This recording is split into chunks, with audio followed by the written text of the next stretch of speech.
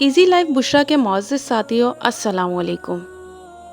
Viewers, हम सब फ़लस्तीन को सपोर्ट तो करते हैं, मगर ये बात कम लोगों को ही मालूम है कि इसराइल ने फ़लस्तीन पे कब्ज़ा कैसे किया। आज इस वीडियो में मैं आपको इन हक़ाइक़ के बारे में बताऊंगी, तो वीडियो को एंड तक ज़रूर देखें। पहली जंग अज़ीम यानी वर्ल्ड वार 1 1914 में स्टार्ट हुई थी। उस वक्त फ़लस्तीन पे सल्तनत उस्मानिया की हुकूमत थी और फ़लस्तीन में 87% मुसलमान आबाद थे और सिर्फ 3% यहूदी रहा करते थे।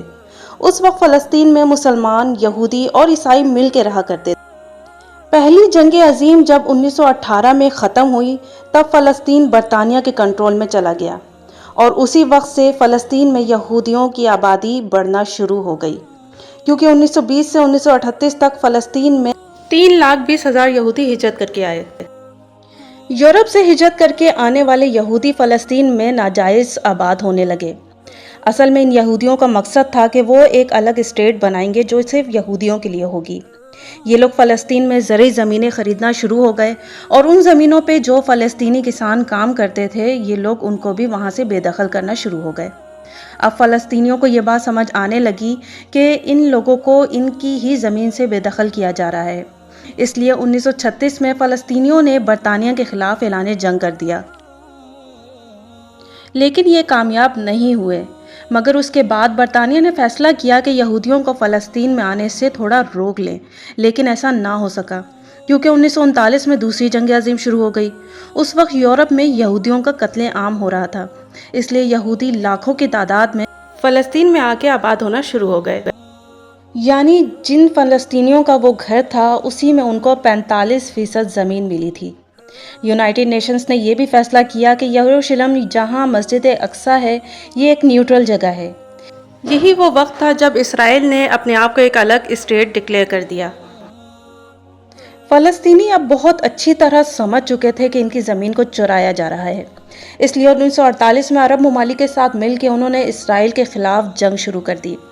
इस जंग के बाद इसराइल ने फ़लस्तीन के 78% हिस्से पे कब्ज़ा कर लिया, यानी फ़लस्तीनियों के पास अब सिर्फ 22% हिस्सा रह गया था। 1967 में अरब ममालिक की फिर से इसराइल से जंग हुई, मगर इसके बाद इसराइल ने फ़लस्तीनियों के और भी हिस्सों पे कब्ज़ा कर लिया। यहाँ तक कि इसराइल ने मस्जिद अक्सा पे भी कब्ज़ा कर लिया, जो कि एक न्यूट्रल जगह थी। उस वक्त 7 लाख फ़लस्तीनी बेघर हुए, यानी नाइंसाफ़ी इतनी कि जो यहूदी यूरोप से हिजरत करके फ़लस्तीन में आबाद हुए थे, उन्होंने फ़लस्तीनियों को ही अपना घर छोड़ के जाने पे मजबूर कर दिया। 1980 में इसराइल ने यरूशलेम को अपना कैपिटल भी बना दिया और जो 4 लाख फ़लस्तीनी वहां आबाद थे, उनकी सिटीज़नशिप भी ख़त्म कर दी। इसके बाद जुल्म तो ये है कि इसराइलियों ने यरूशलेम में आबाद फ़लस्तीनियों के घर और कारोबार भी मस्मार करना शुरू कर दिए। वीडियो का खुलासा ये है कि 100 साल पहले फ़लस्तीन में फ़लस्तीनी ही रहते थे और लाखों यहूदी यूरोप से हिजरत करके यहाँ आ बसे और आहिस्ता आहिस्ता पूरे फ़लस्तीन को अपना घर बनाना चाहा। तो अब अगर आज के हालात में फ़लस्तीनी अपनी ज़मीन इन घुसपैठियों से आज़ाद करवाना चाह रहे हैं, तो ये कोई गलत बात नहीं। उम्मीद करती हूँ आज की वीडियो से आपको कुछ नया जानने को मिला होगा। मज़ीद इसी तरह की इन्फॉर्मेटिव वीडियोस के लिए मेरे चैनल को सब्सक्राइब करें, वीडियो को लाइक और शेयर ज़रूर करें और मैं मिलती हूँ आपसे नेक्स्ट वीडियो में नए टॉपिक के साथ। तब तक अपना बहुत ख्याल रखिएगा। अस्सलामु अलैकुम।